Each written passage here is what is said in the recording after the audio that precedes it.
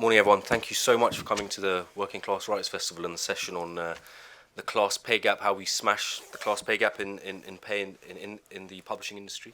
My name is Basit Mahmood. I'm the editor of Left Foot Forward, which kind of gives away where we sit on the political spectrum. So I'm the editor of Left Foot Forward, and I've always been interested in kind of issues around the class pay gap and industry pay. And I went into journalism because I got frustrated at the portrayal of working class communities in the media and how they were kind of neglected, or issues facing working class communities. So without further ado, I'll just quickly introduce the other speakers. We've got Niamh Mulvey on my left, who's a writer and freelance editor. She's written about the impact of low pay for publications like The Bookseller, and also in her newsletter called In the Read. I think you've got a book coming out next year. I do, yeah. We've got Hamza Jahanzeb on my right, who's from Lancashire and is passionate about pay transparency, book job pay transparency. We've got Professor Katy who leads research into 21st century writings at Northumbria University, and her research interests include contemporary literature, especially working class literature.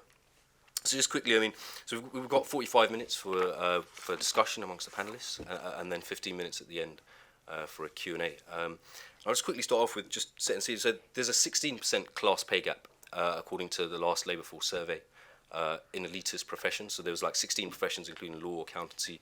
Publishing was one of them, which actually has a 23% pay gap, according to the University of Sheffield and Edinburgh. So I'll just start off quickly just by opening up. What do you think is driving the class pay gap in publishing? Well, part of the problem is it being refracted from the people who are producing the work as well. So there's a massive class pay gap in writers as well as in publishers. And in publishing, it's definitely a product of the fact that publishing as an industry is both geographically centrified and it's incredibly centrified around class as well. So I think unless we look at the class origins of the people who are going into the industry and how that replicates the class pay gap intergenerationally, then I don't think it's going to change. So I think we need to look at the education element there, but also the producers, because the average ALCS last year said the average mean income for a writer was £12,500, and we don't think about that. We think about the J.K. Rowlings, we think about the Richard Osmans, we think about the million sellers. £12,500 is not enough to pay your rent. It's not enough to live. So to think about writing as a unitary profession is also quite limiting, whereas publishing tends to be what people do for a living as a career. But I think it does refract back on education and who gets to go into publishing in the first place. Do you want to go next, Hamza? So I think, for me personally, having left the former sort of working class mill town of Accrington, the things that I think was driving me away from an industry that I didn't even know about, I think were, first and foremost, the lack of education, a lack of knowing what the publishing industry is, what it represents. And I know that you made a great point about authors and the work that's produced by those people who want to see it or envisage a career as a writer. But for me, it was, not knowing what there is. So my father worked in a plastic mouldings factory in Accrington. He was part of a trade union for that factory that he worked. So back in the Industrial Revolution, there was a lot of cotton mills in the north of England.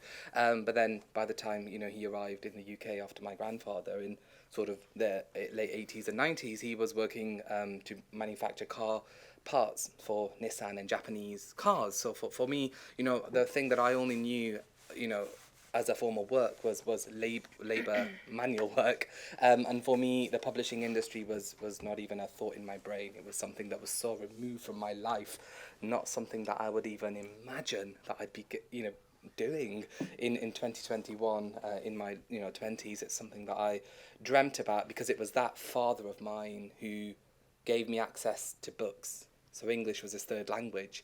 He used to read to me in bed and make animal noises and, really bring to life a book about, animals in the rainforest. And that for me was so pertinent. That was so amazing. I was, sort of entranced by books and what books can do to someone at such a young age. So just to, bring it back in, what's driving the class pay gap, I would say, is when I first arrived in the industry, book jobs transparency was not a thing. The hashtag that I deploy many times a day in some cases, and I really get people to think about, was not present in 2016, 2017 when I was entering the industry. People were saying that the salary was competitive. Competitive for who? competitive for underselling an industry that's, just solely available for an exclusive homogenous group.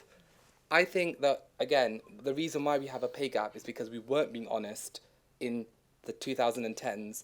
And before that, we were allowing for nepotism, we were allowing for these sort of systems to be upheld by a homogenous, monolithic group and making it exclusive. So first of all, my answer would be, what is driving the class pay gap is a lack of transparency. It's seen as a dirty word. Money isn't dirty. State your salaries on your job adverts. That's all we're asking, because then people can even envisage a career in publishing, which I was not able to do so because, again, as someone growing up in the north of England, it was not present. It's not prevalent. There are parts of the UK where it's just totally not, present. So I would say, yes, the lack of transparency in all sort of departments and all, sort of structures that make us as workers of this particular industry. And I should reiterate, I speak as a publishing professional, and within in a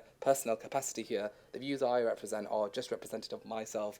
But I just want to make it very clear that the lack of transparency and the sort of hiding, it was pulling the wool over potential candidates' eyes to say, right, we've got you and we're going to give you the lowest salary there is possible, or we're going to make you feel we have the upper hand in the negotiations that make this, publishing industry one that everybody can step into.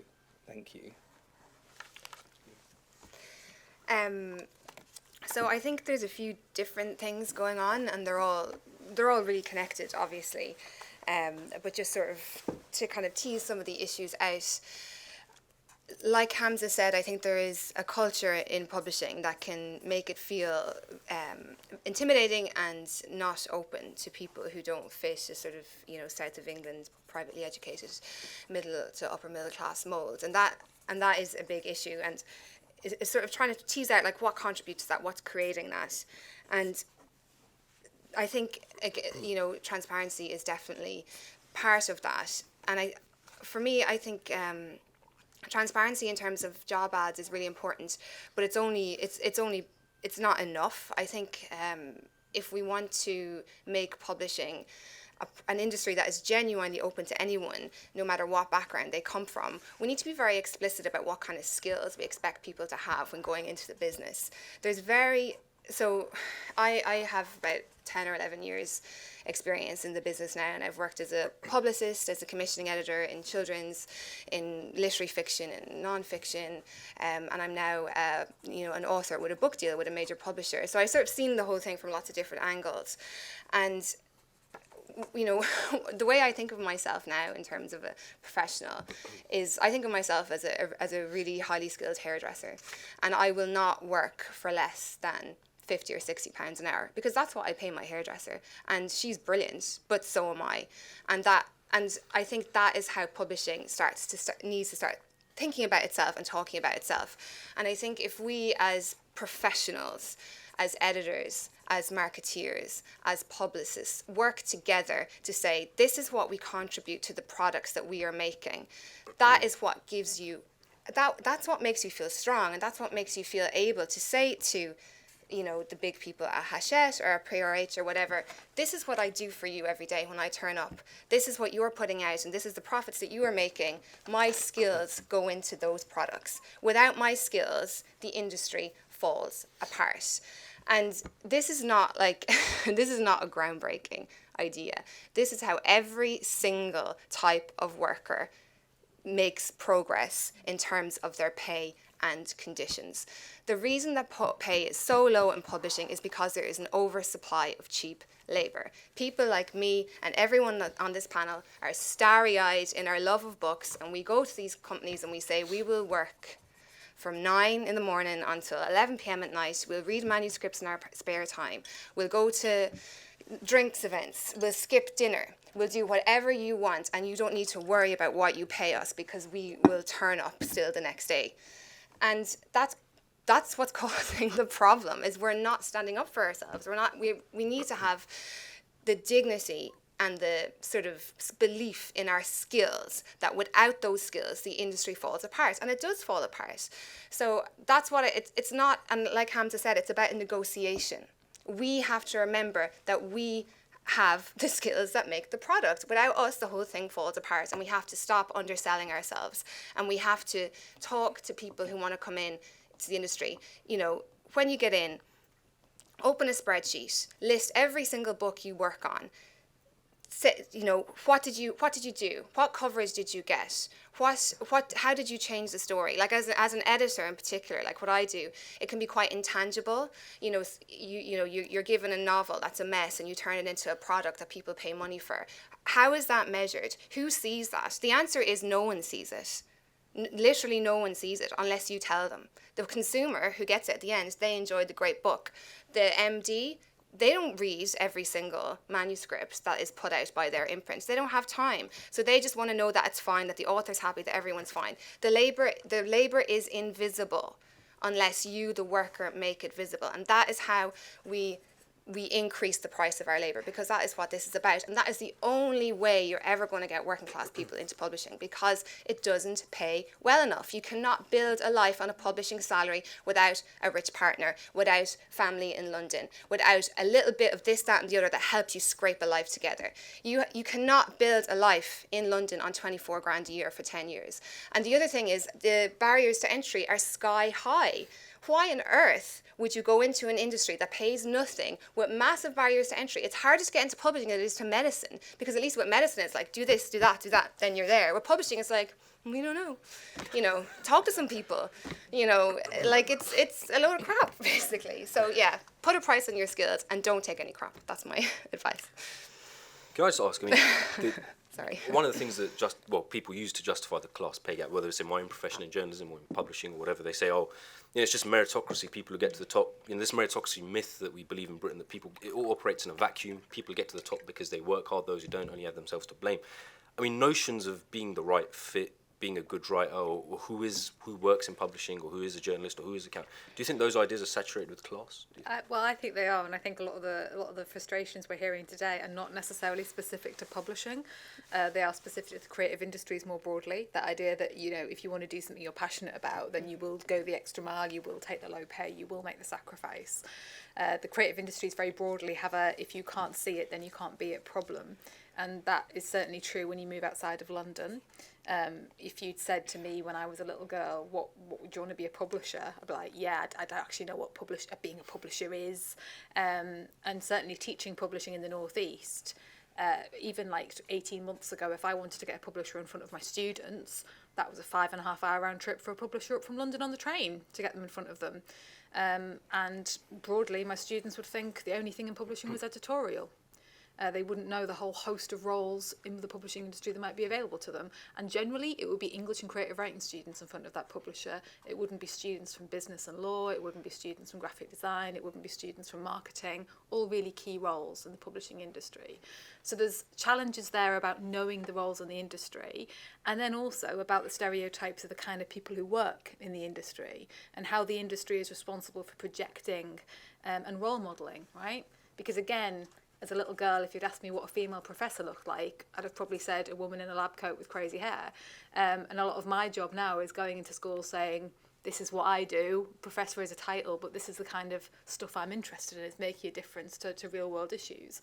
So it's a huge part, I think, about role modelling in class in the creative industries, not just publishing. But publishing is our 5th biggest export, right, as a country.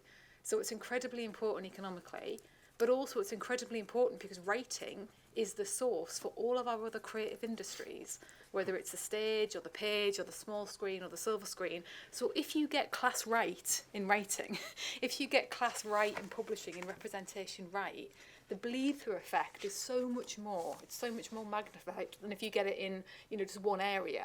So the responsibility of publishing, economically, socially, culturally, is absolutely huge. So that's where I think it starts to make a key difference. What works in terms of investment is decentralisation, getting it out into the region so you can role model somebody in the northwest or the northeast or the southwest or the southeast of being able to point to a publisher, point to a publishing house, point to an office, go in and talk to people, but also economically recognising that the transparency issue is important, because it's not a nicety to have a job. It's not a nicety to have a house. It's not a nicety to be able to afford a pension. And it's something that is very close to my heart, because it's also something that's levelled at academia a lot. And you might have seen this in the press recently, how many of us go through short-term contracts and, like me, have a pension or pay back a student loan. You've got to choose which one you do, and have very, very short-term jobs across the UK, and publishers are very similar to this, right? You know, you've got to make the sacrifice. So until we pivot that, I think in the broader creative industries, we're not going to see much change, but change is happening, which is the really positive thing that we might move on to shortly. Hamza, do you want to take anything to add? Or? No, really, I think, again, thank you, Professor, for mentioning that. I mean, you know, I was asked just before the pandemic to go back to my hometown, Accrington, and speak to some youngsters and sort of tell them that I used to go to your school. And now I'm a publisher. I publish books. I'm part of a team. We are publishers. We are people who bring stories to life. And how do you quantify that? And again, it's so important, because people think, oh, I get quite often, oh, so do you write the books? I mean, in some cases you might do. I mean, in children's publishing, they have in-house, writers and different processes. But again, people don't know that. We do such a terrible disservice to our craft, because we're not telling people what we do. So as Niamh said, putting down in a spreadsheet what you do, writing down, making sure that our job descriptions on adverts tend to say we need a highly motivated individual, quote unquote, and we need all these brilliant qualities. But how much are you going to pay me for being that person that requires 56 quality traits to make it in this industry and bring that product, i.e. a book, be it in its physical, electronic, in its audio form, however you're going to bring it out to the masses, that is a skill. So know your worth. That's what I want to echo to our industry, know your worth, because there's a lot of work that's happening that people don't account for, but they ought to, because that itself will dispel the myth. And I think recently we've been seeing, in the last 3 years in particular, for example, Hachette worked with the Stephen Lawrence Foundation and produced a great resource that showed all the different jobs in publishing, from production to the editorial team to marketing. And part of this is us as an industry needing to do much better to tell people what we're doing. We're not just sitting around having cups of tea and having pieces of cakes and bringing our dogs to work, which tends to be quite common. When I see job adverts, they'll tell me that there's cake, but is that going to save me from, blustery winds and putting on the heating? No, it's not. So I say to these people, and I'm talking to you two agents and other parts of our industry that aren't publishing houses, you two play a pivotal role, and I would absolutely ask of your assistance, because we've got to work as a collective. We've got to make sure we get people roused up and not just knowing what we do, but saying, actually, 10 years down the line, I could be earning this, 20 years, 30 years. What's the long-term plan? People my age, in our 20s, we want to know whether we want to be in it for the long run. And I think what we're finding out is in the press, and we're seeing a lot of negative stories about some really terrible things that happen that put people off. We need to bring people into this industry and tell them you're in it for the long run and you deserve to be here. Because what I find is often there are friends of mine who've come from a similar background like mine who stay in it for 2 years and they cannot deal with the ignorance, the bigotry, the prejudice, the discrimination, and that needs to stop. We need to, as an industry, wake up to the very barriers that we face, and I think that in part drives a gap, because we're not sort of equipped with the different classes, especially if you're looking at people who come from a wealthier background. There's a sort of by default a knowledge that, oh, you went to a school where you paid money, therefore your salary will be more. Whereas if you're coming from a position where you don't have the transparency, you tend to feel like you're made to believe, oh, you should be lucky to live here. Oh, pay yourself in books. That's what I was told when I first started. Those books aren't going to keep, me safe and sheltered and living at home in a safe environment. But that's the sorts of things we need to tackle. It's the kind of culture that's built upon niceties, on fanciful treats. And in fact, people just want to live, and we need to have a particular, pay, we need to have a pay revolution. That's what I feel. I really feel we don't need to just do it along the entry-level jobs. That's just scraping the barrel. Do make sure that you're telling people what they're expected to get at various levels so that they can envisage a long-term future in our publishing industry. And it's an industry that I absolutely love.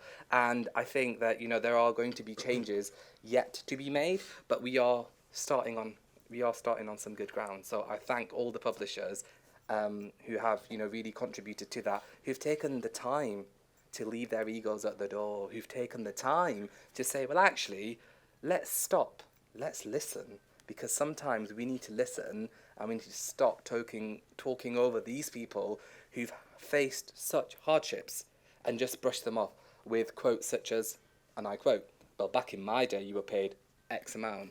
Just because you had it hard doesn't mean that everybody should have it hard. So there's a culture of being selfish, I believe, and we need to dismantle that. We need to tear it apart. We need to talk about how we can be compassionate and how we can best serve our industry, and it's an industry that we all love. Thank you. Over to you. Yeah, I think there's a lot of problems, but I don't want to be too negative. And Katy, you might be able to help me out here a little bit.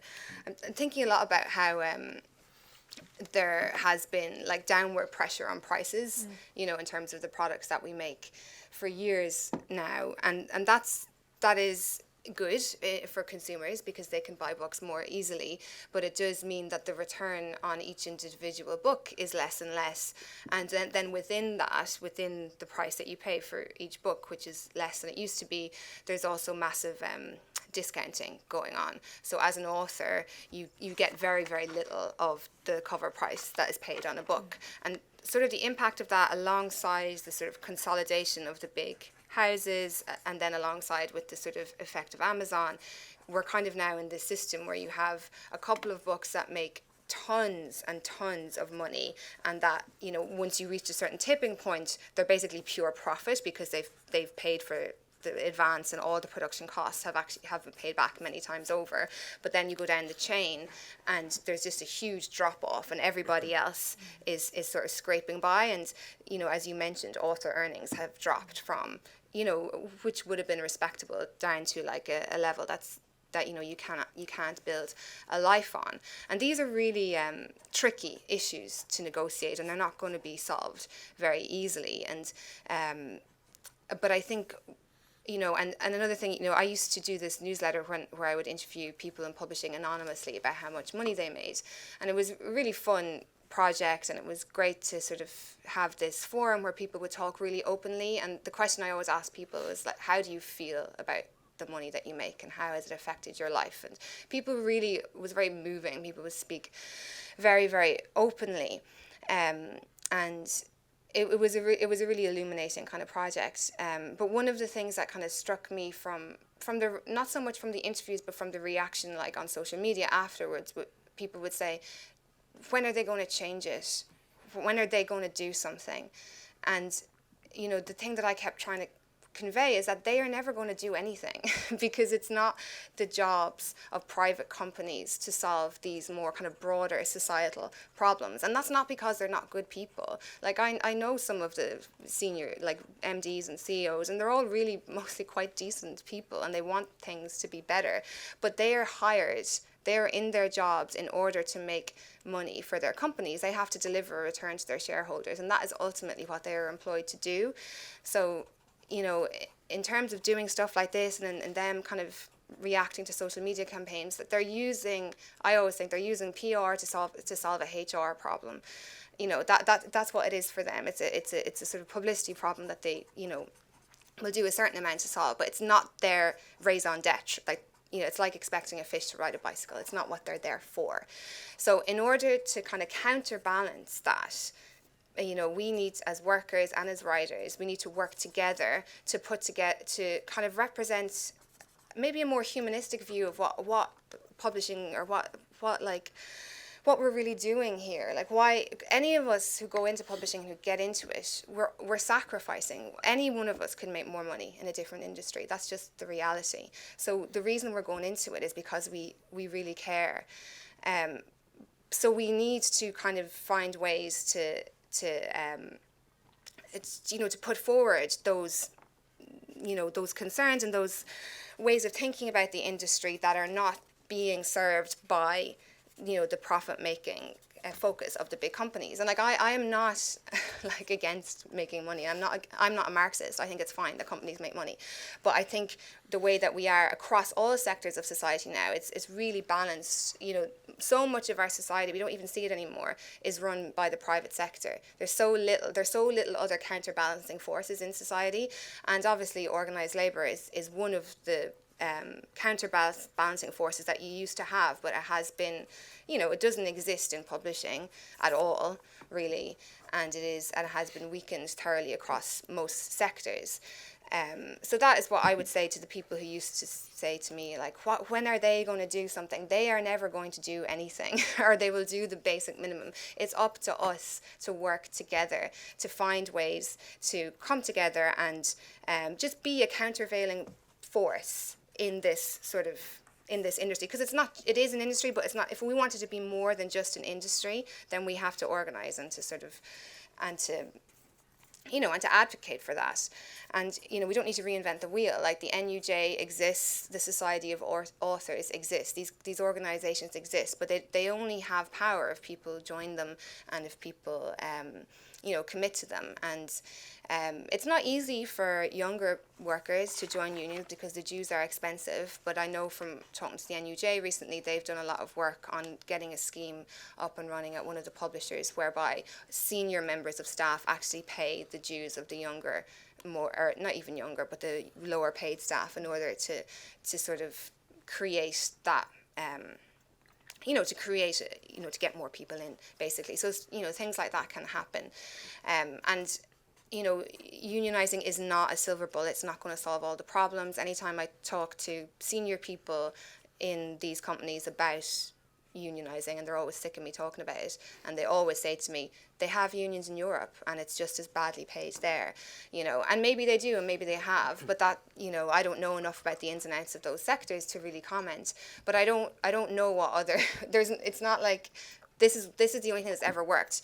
The lorry drivers, famously, a couple of weeks ago, suddenly are getting paid 40 or 50 grand a year because there's a shortage. There's a labour shortage. That's how you get more money. You create shortage either through organising or through kind of formalizing the barriers to entry a little bit more, which maybe would be fairer. Like, if you actually had to do an exam to get into one of these companies, where you had to prove yourself in terms of like your editorial skills, your publicity skills, your marketing skills, that might be a fairer way of recruiting. If we thought about our industry as more like being a lawyer or being a doctor, where you had to actually be able to do certain things, it might actually, because publishing, it's not just that publishing is not diverse, it is unbelievably undiverse. Like, if I live in London, and you go into any type of workplace, whether it's a doctor's office, whether it's a fast food place, whether it's the estate agent, whether it's going to be more diverse than publishing. It's a huge problem. So we really need to be very honest about the things and be very imaginative and be very open with each other, and to be collaborative. There's I don't sense a real collaborative spirit, in publishing sometimes at the moment. I think partly because a lot of these conversations are happening on social media, and social media is designed to make people hate people who disagree with them. That's the feature of Twitter. It's designed it drives engagement through polarization. Like, that's what it does. So I'm really not sure if that's the healthiest place for us to be having these conversations. I think we should be meeting in real life or on Zoom, and building solidarity with a focus on skills. I think that's I think what would actually change things. I think a lot about this is about the fact that, uncomfortable as we may find it, publishing is a business. Yeah. And that there is an economic value to diversity and access, and there is an economic value to writing. And certainly on the latter point, we are incredibly poor as a profession of articulating the economic value of writers and of writing. In terms of the creative industries, as I said before, couldn't exist without writers, couldn't exist without publishing. And the value of diversity to the publishing industry is fairly profound, right? Because if you're not having a diverse workforce in publishing, then those people are not tuned to and looking for the stories out there that their readers want to encounter. Okay, and can I interrupt you there, Katy? One thing that really bugs me about the diversity question is that companies are always saying it's so good for us to have diversity. And like, is it good for those workers to be in the industry?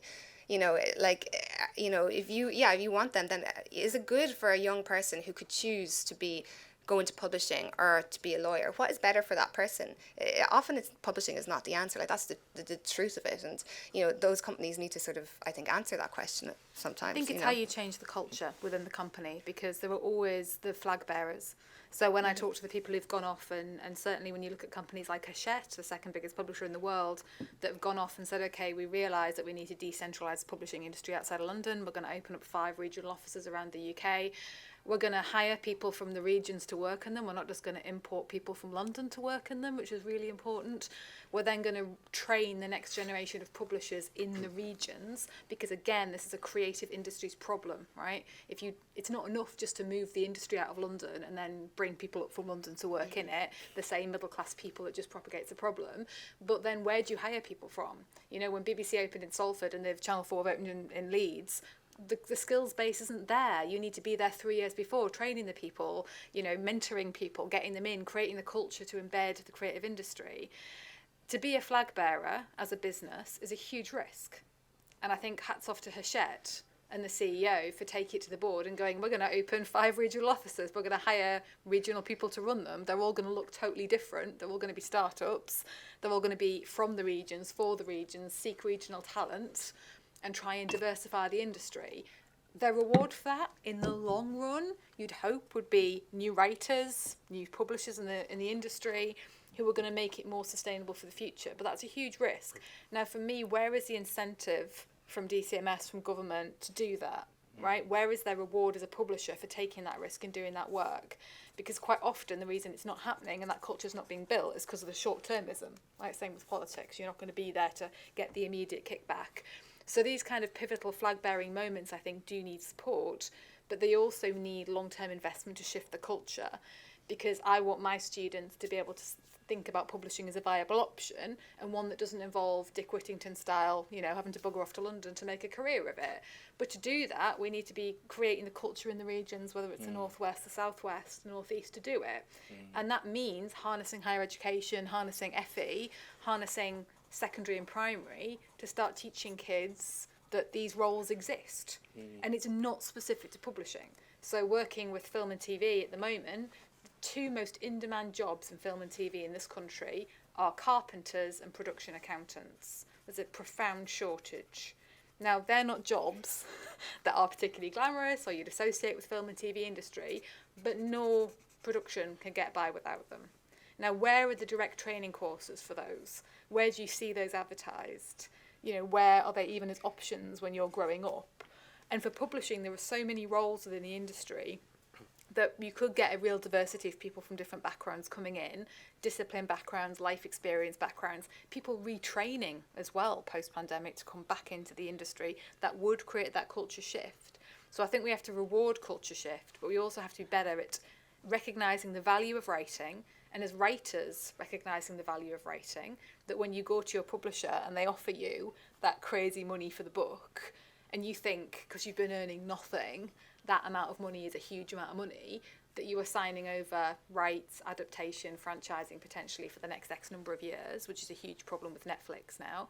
And also as a publisher, that the people who work in that publishing house, you know, the author should be able to look up, like you should in your job, right? In any organisation, you should always be able to look up and see somebody who looks like you above you in the structure. You should always have that ability to role model upwards and to have horizontal mentoring as well.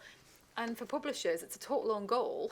If you as a writer are turning up with this amazing potential million seller and you walk away from that publishing house because the publisher doesn't look like you and there's no one there, and certainly, you know, everyone we email is called Elizabeth and is white and has gone to Oxford. It's just not helpful. So I think there's an economic imperative there, but it is about the value of diversity and the value of writing.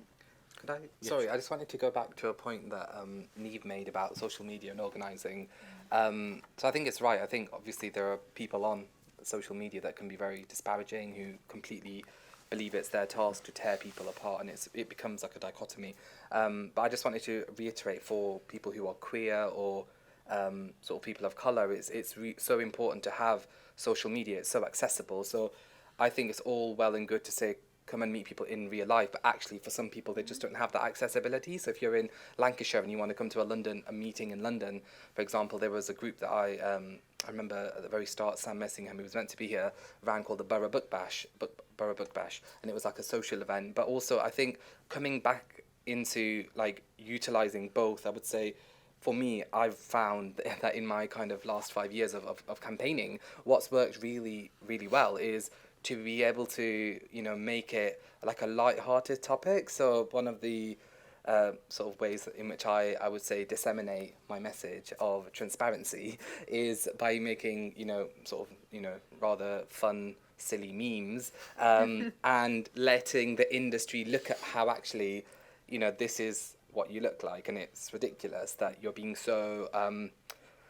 you're just being so exclusive. You're making these offices segregated. When I worked at my very first job, I walked into the office and I remember looking around and thinking, oh my goodness, in a city like London, where in some boroughs, for example the Waltham Forest borough, there are 40% people of colour. So for those people in London to go into offices and see that there's huge segregated style, complete removal of a certain people to be allowed into the industry, that's hard. And I think it's so important for publishers, and I think Hachette do this really well, where they go out, and I think Penguin did as well for a while, and I think the Joe Unwin Literary Agency had plans to go out into other parts of the UK to show to these people, well actually if you can't come to us, we'll come to you. But again, I think it's so imperative that we're really making the conscious effort to tell people that they belong. And I think social media is so important, and I find that for me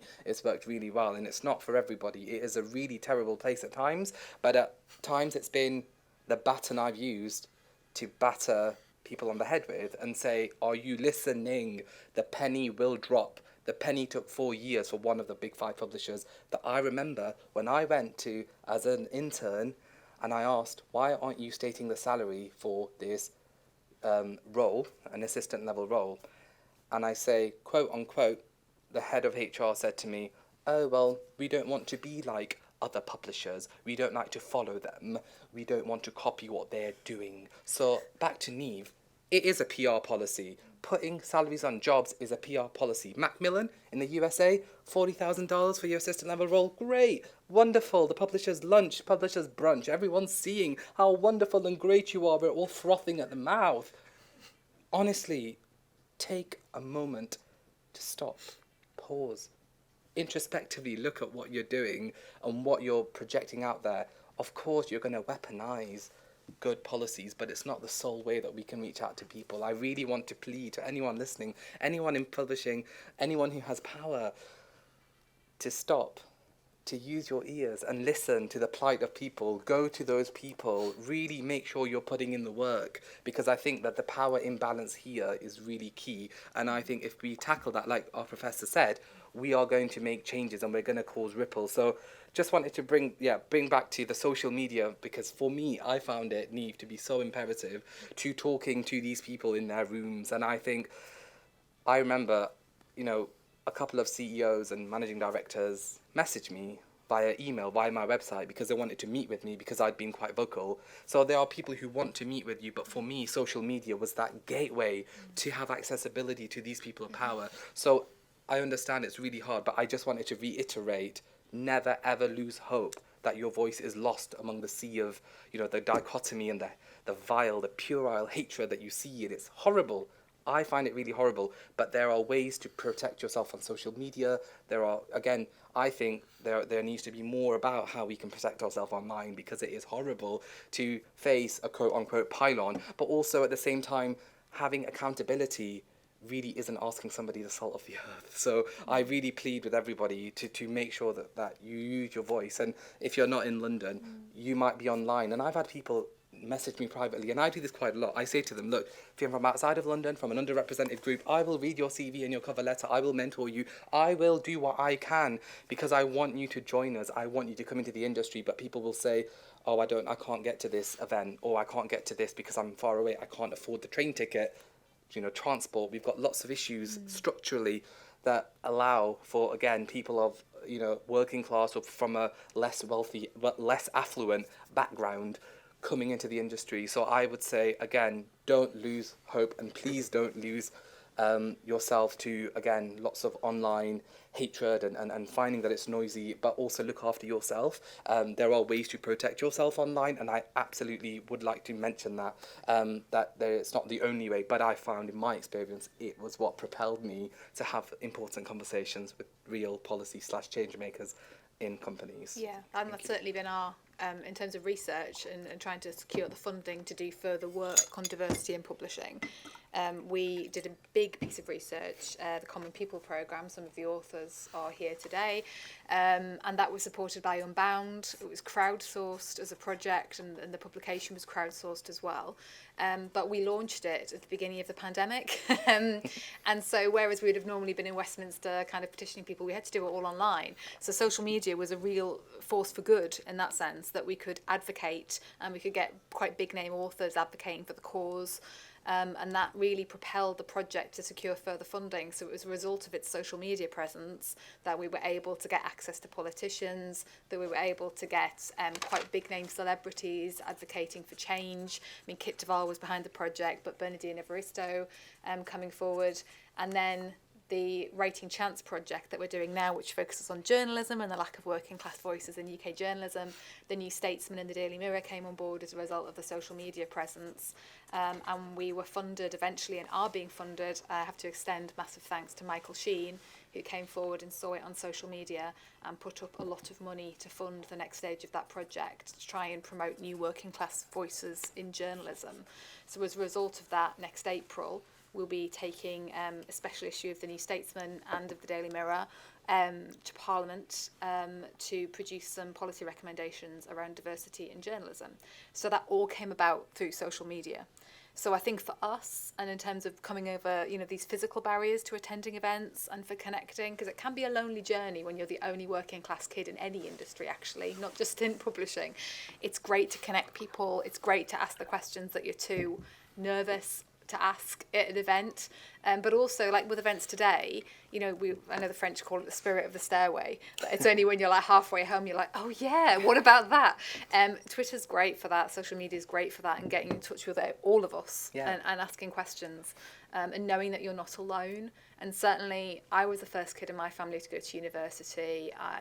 Nobody knew what university was, and now when I work with my own PhD students and my own undergrads, I never take that for granted, that certain job titles like publisher, editor, professor are scary, and they carry a lot of anxiousness for a lot of people, and often it's only when you have that human encounter with someone you can make the change. So I think that for social media it's a great enabler, but having come from a panel this morning with authors, it's something that publishing also needs to be more aware of, that I think publishers have a slightly problematic relationship with social media, and they don't always prepare writers for how vulnerable they're going to be when they push them out to promote their first novel, and they're going to have to talk from everything about their relationship with their father to what they think about, I don't know, the latest can of Coke that's out, that we don't train our writers very well on social media. Just one last quick question from me. We've got about 5 minutes before I open up to Q&A. But I mean, you kind of, Hamza, you touched on this as well, that how do you think, the lack of transparency and the low pay undermine diversity in terms of, other forms of diversity, for example, gender, racial diversity in publishing? How does that interact with the lack of working class? Because class doesn't operate in a vacuum, does it? So is it right for? Yeah, no, you're fine. Actually, again, on terms of gender, I think it's really important because, like you said, there might be writers who don't really know what they're signing themselves up for on social media. There are people who, again, will be out there to denigrate, to belittle, to demean one's existence. And I think that there are issues, I think, with that when it comes to sort of gender and sort of non-binary and trans issues. But also I want to just talk about, the racial sort of element to how it's like as well for people in the industry. I think, I've been to sort of, a couple of different publishing houses in my time, but I find that sometimes, you get sort of berated because of your, affinity for something that is deemed as working class. So I'll give you a personal anecdote here. I used to work at a big 5 publishing house, and I one day turned up with a reusable Greggs mug. Greggs the baker, that is. If you don't like cheese and onion, cheese and onion pasties, please try one. And they're in like huge stations around London. So London Bridge has one, which I think is amazing. Even though like back in Accrington, I'd buy 2 for £1, cheese and onion pasties. And I take issues with the increase, but also, I agree, inflation's high. It's fine. I'm all right spending £2.50 on one. Anyway, that's beside the point. But what I want to say is, when it comes to, being someone of racialised community, but also growing up working class, Greggs was like staunchly what I would do with my dad on a Saturday morning when I'd go to Accrington Library. We'd pick up 2 pasties for £1.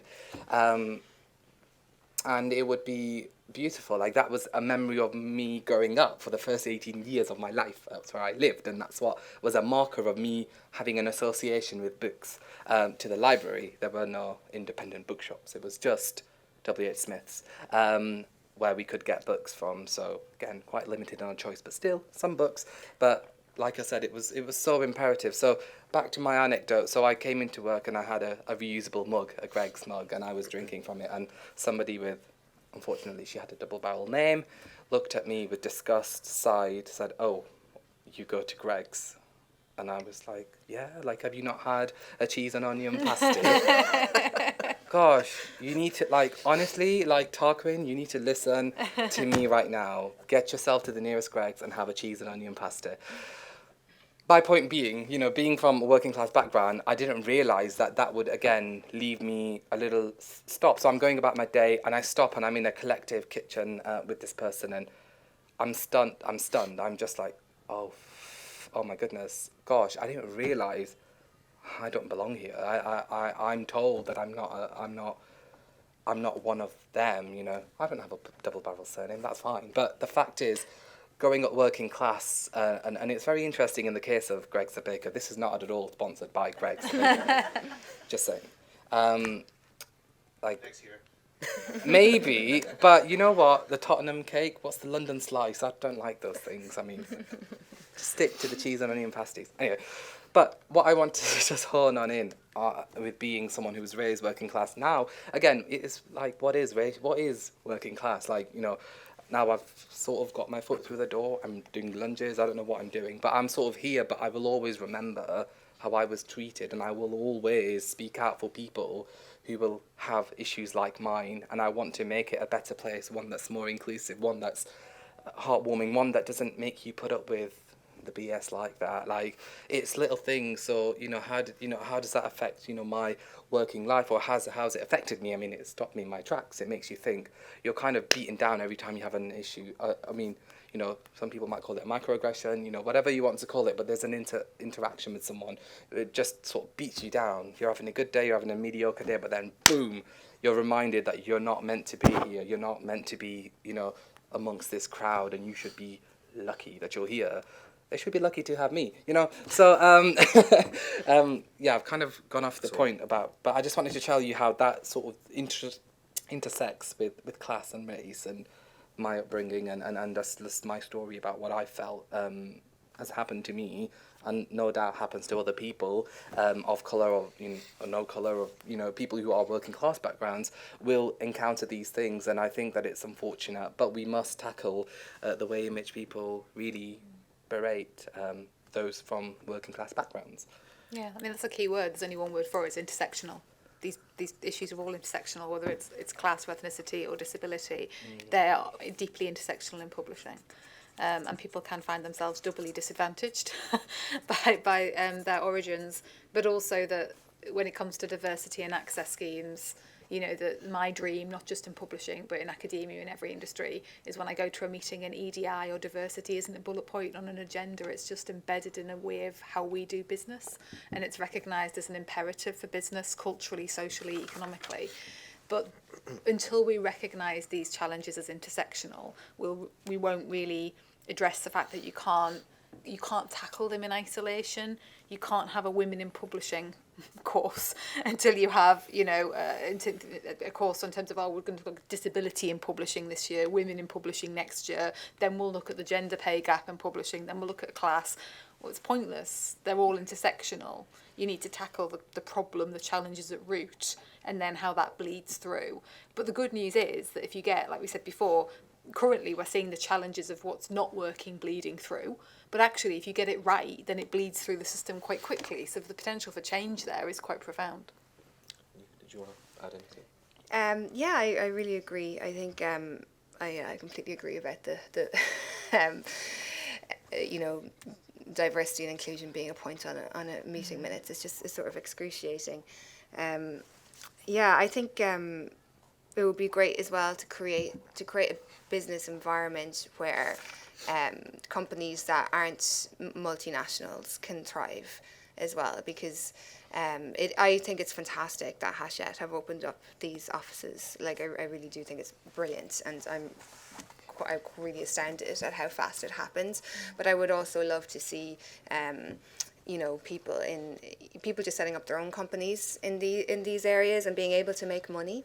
To be able, can you imagine, being able to set up a company and employ some people, and they can buy a house and live a comfortable life in their hometowns? That feels radical to me, and that the profits aren't repatriated, that they aren't going to a parent company back in France, but they're actually staying in the communities where they're generated, and where maybe there's a local bestseller that writer and that publisher, by the writer by writing that local bestseller, and the publisher by publishing several of them, can actually make a living. Imagine that. That could be imagine a world where not every single 25-year-old is reading the same book by one random 25-year-old who happened to just win the lotto, because it is kind of a lotto, it really, really is. That is diversity to me, where it's a diversity of business model, of different people being able to to build a life around books. That doesn't mean, as you said, Dick Whittingham style, going to London, but for it to be truly sort of deep rooted, I think these companies need to grow from where, to grow in their own soil, I guess.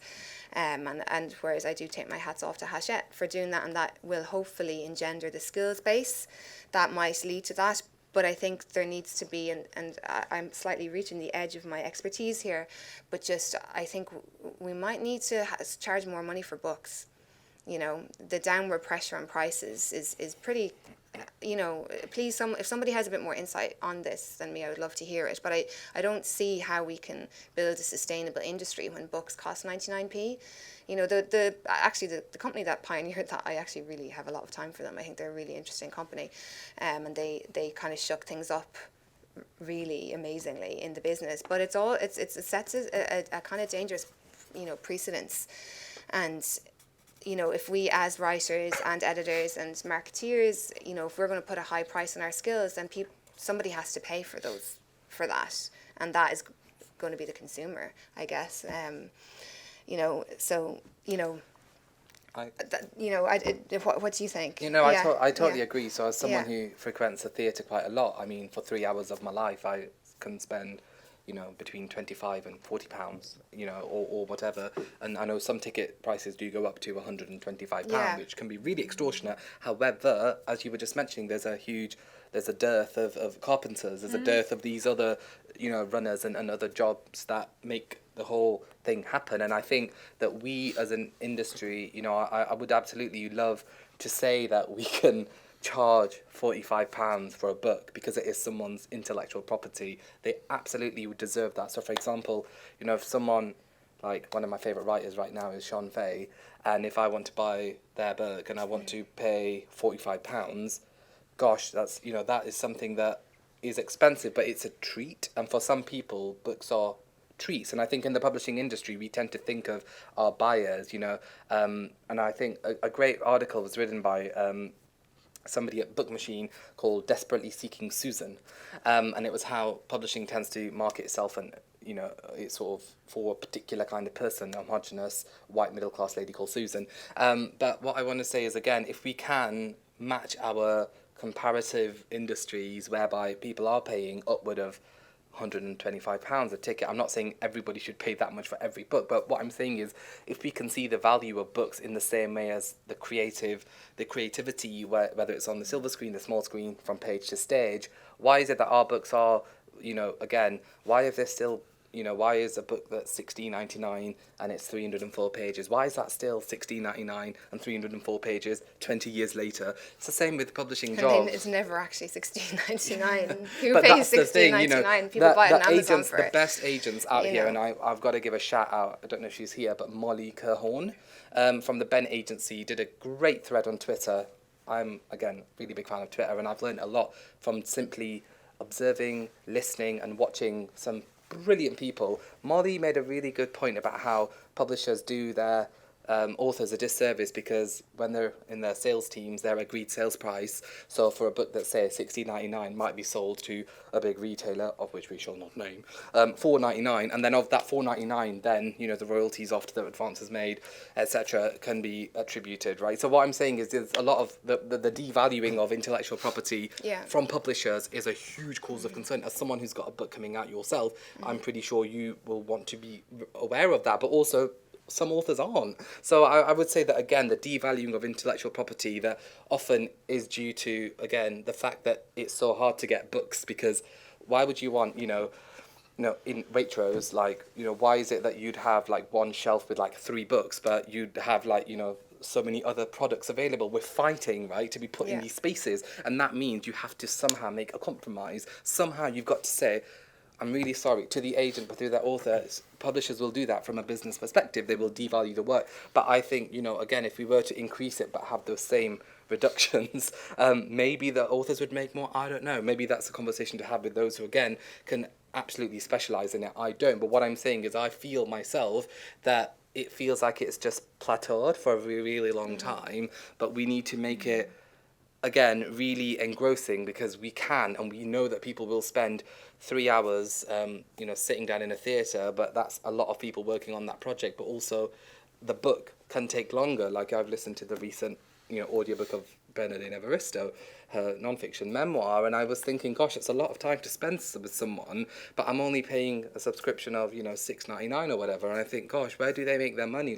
We've really got to be thinking as conscious consumers of books. Now, not everybody is afforded that, okay? Growing up in Accrington, I didn't just pop into Storyville or Owl Bookshop or Daunt. There was nothing like it. We didn't have that privilege, and I think where you are based on your geographical location dictates how much you can actually give to your, again, the writer that you want, whose book you want to read. You might be a fan, an ardent fan, you might not have ever heard of them, but again, it's that thing, we have a system that upholds the Atwoods and, the sort of real Anthony Beevers, but we don't champion the kind of lay writer who's just coming in. The Jarlath Prize, if for anyone who's seen how they operate, having the shortlist in many bookshops across the different country, the country, has been great, because I believe that, again, we need to really spread out our custom to a lot of different writers and reward them, because it is difficult. I really appreciate that point that you made about the price. Sorry. Sorry. So we'll just open it up. Sorry, we're running a bit late, but questions? Anyone wanted to ask any of the panelists? Hi, just a comment on what you're saying about increasing the price of books. Do you not think that is, for some people, actually, even a £10 hardback is more than a luxury. You can't afford that, and so you're cutting people off from literature, and then at the same time driving people away from independent bookshops towards Amazon, because the bookshops can't afford to do the big discounts and that sort of thing. Yeah, I totally agree, and I think it's a question of, figuring out a balance. I definitely, I'm talking about books being sold for 99p and 1.99 as ebooks. So yeah, I think that's a huge concern. The great thing about it is a really great time to be a reader right now, in a lot of ways, because books have never been as cheap as they are now.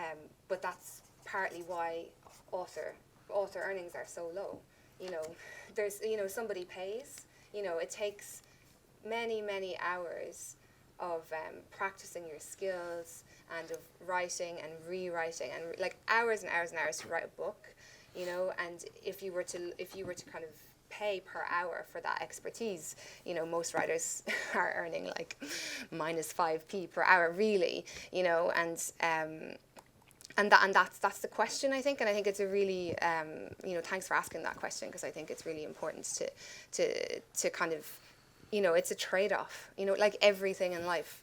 No one's going to get everything they want, you know. We all, and I think you know, at the moment everything is tilted in favor of big publishers, big retail, Amazon, Waterstones, like they're the winners of this current moment. And I think we just need a few like counterbalancing forces, you know, within the broader scheme of the publishing world that would, and I think balancing it out will bring a broader spectrum of people into the business, I think. I hope, you know. I mean, I would definitely advocate against increasing prices of books at the moment, especially with literacy rates being what they are in the UK. But I do think that's something that sits squarely with publishing, right? That authors' earnings are down, but publishing's profits aren't. So if you're selling books for 99p, that means the publisher, you're still making a profit somewhere.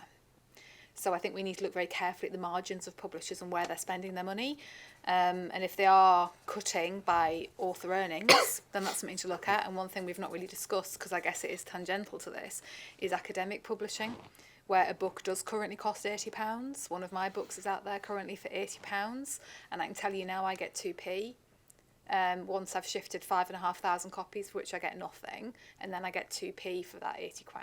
And the reason they're £80 is because they're bought by libraries who can afford to pay £80 for the book, and then they get the ebook as well. But as a model for publishers, I agree, it feels bonkers that we'd even spend more on a cinema ticket to see James Bond than we would on a book that had taken years to write. But actually, that's about value.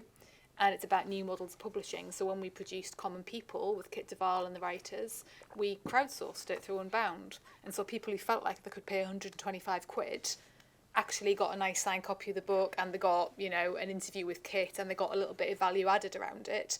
But people who could pay £6.99 the cover price paid the cover price because they also wanted to contribute. So I do think there's demarked approach as to how we can change publishing and shift publishing, and it does mean ultimately also that you bypass some of the agents and some of the publishers' gatekeeping barriers, because if you look at someone like Unbound or Blue Moose or any of the indies, they commission stuff because if you put it out of crowdsourcing and people say, yeah, we'll all stick a £5 in to see this print, it's in print.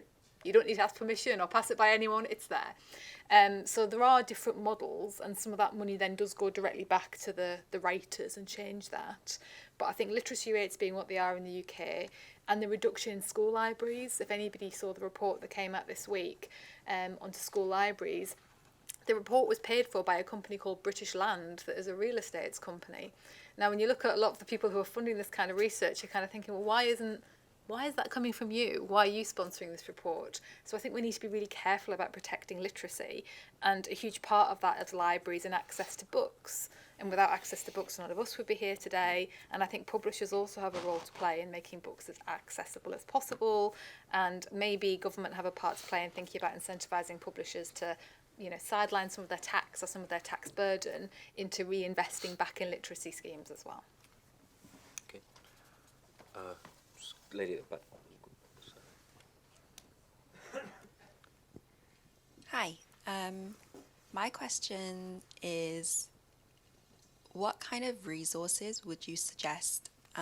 So there's kind of an opportunity for you to also kind of share the work that you're doing, that young writers, or actually writers of any age, and also people working in publishing can access. I think there's been lots of ideas today, from unionization to kind of, you know, protecting your space, accessibility on Twitter. And I think the way that I've kind of always learned about publishing, as someone who's recently joined the industry myself and also writes, has been through Twitter, which I agree has lowered the barriers to entry a lot, but also perhaps isn't, you know, always the best way to learn about the industry. So this is kind of an opportunity for you also to kind of just tell us all more about what you're doing, and also just the best resources that you have off the top of your head. Thanks. Me? Gosh, resources. Oh, wow. Well, I would say, again, to be honest with you, there is a lot on Twitter, and you mentioned social media. I want to just make it, again, quite clear that people who are joining the industry, it's a really hard time to be online, because every time you're online, it's like, oh no, another thing's happened, and you get like people talking about the industry like, oh, it's the worst thing ever, and there are real issues, but also it's really fun. So I think I try my best when I'm sharing things to really champion the great things that are happening, but also making sure that when things are bad, that they never happen again and it's never repeated. But in terms of like resources, you've kind of stumped me. I'm just like, what It's a really is good there? question. What kind of resources? There's quite a lot out there online. So like there's a publishers association. So you want to be looking for the big bodies and their websites. And through the pandemic, I think we've seen a lot of the courses and the CPD pivot towards digital delivery, which is really great, because that means that if you wanted to do a course on refreshing your knowledge of IP, you don't have to drag yourself down to London. It's suddenly on Zoom or it's on YouTube and things, which is great. But also, there's lots of research out there in publishing. The bookseller is a great, instantly accessible source. And certainly with writers and publishers I work with, the big thing is, and Tony Walsh said this in a panel this morning, is find your tribe. Find your tribe, find the people who you want to work with, listen to what the people who've gone before you and what they've learnt, and actually get yourself out networking as much as you can. And if out is in the virtual, that's also okay. But a lot of the resources you'll find is stuff's being shared online at the moment. Yeah, I just wanted to add as well, I've just written down the Spare Zoom project. So when I first entered the industry, I stayed with somebody in the Spare Room project, where anybody who's from outside of London can stay with a professional who's got a spare room. It might be a couch, it might be a double bedroom. So over the pandemic, they've had the Spare Zoom project. I think it's for people who are aspiring to get into the industry, but I'm not sure if they've got a mentorship scheme, but they did match people up, I think, over the pandemic. Yeah, I did it. The idea is they match people who want to get into the industry with a professional, and you can have a chat for like an hour and find out a bit more about the business. It seems to work pretty well, I think. Yeah, I don't think it's just for people outside. I think it's people who are newly in the business as well. Yeah, I'll definitely search that, because again, James Backman and Shona MacLeod set that up in the physical form, and I remember being very young aspirant publisher coming from Beijing, because again, my first publishing internship was in China, and I sort of have to reiterate that for somebody from Accrington to have to get their first internship, albeit unpaid, in Beijing at PRH, North Asia, to then come into the UK industry, to come to London. I think it says a lot about how hard it is, but that if you've got the drive and the motivation and the resilience and you're relentless, you can make it. And that's what I want to sort of share with people, that if they really want something, that they can get it, but also we've got a long way to go.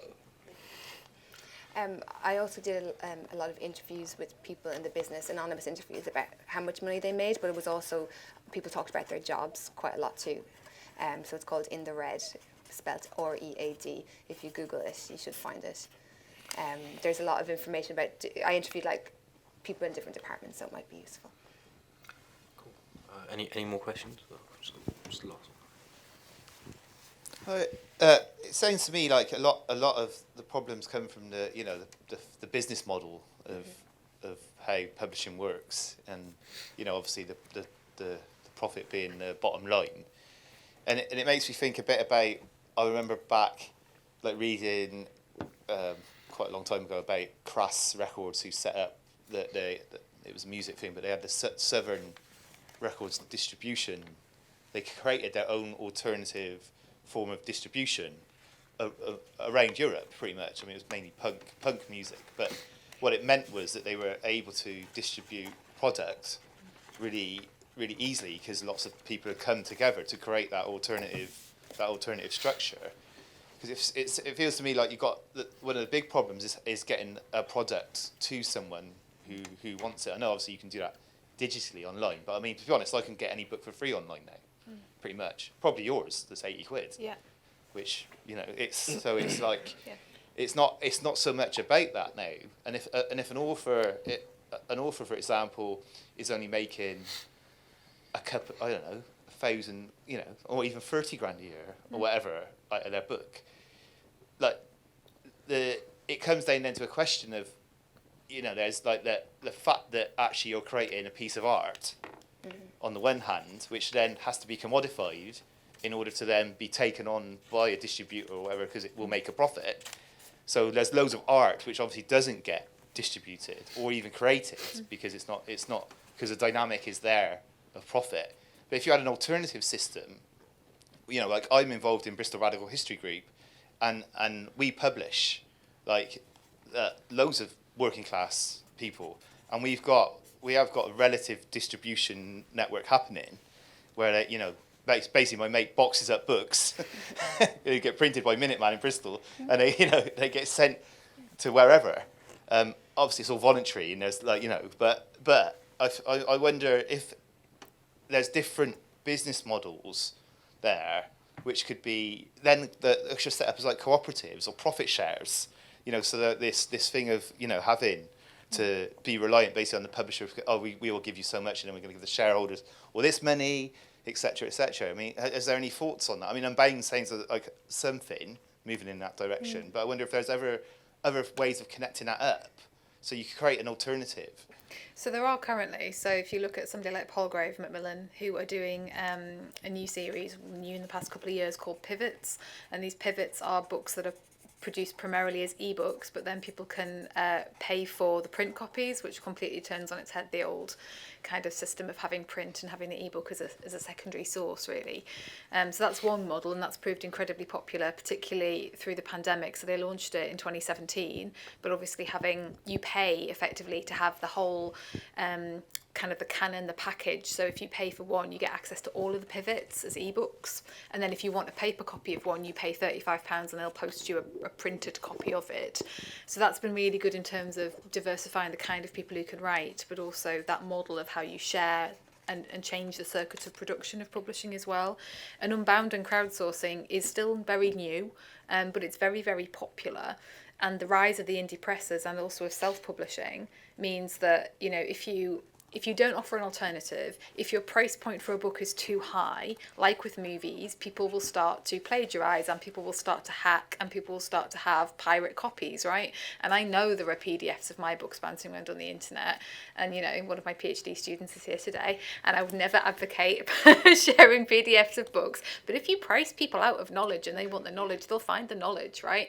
And if you price people out of art, it's the same reason, there's the same kind of argument about private collectors who put, the best Monets in a storage unit in Zurich and none of us can ever see them again, right? What's the point with art if you can't interact with it? Same for knowledge. And I think that we need to democratise the sharing of writing, the sharing of knowledge, and putting it at £80 price point is not the way forward. Maybe demarking who pays what and how and when these things age as well and copyright goes, that's great. But maybe I think there is more research to be done in terms of alternatives to publishing, and for big publishers to think about the ways in which they can create new imprints, create new access schemes, and try different things as well, because self-publishing's on the rise. But there are huge challenges with self-publishing too, with text hacking and people going into PDFs and ebooks, and like with 50 Shades, right? That's how 50 Shades came about. There's a lot of text hacking around that. So we just need to be really careful to protect authors as well, because it's your IP, it's your work.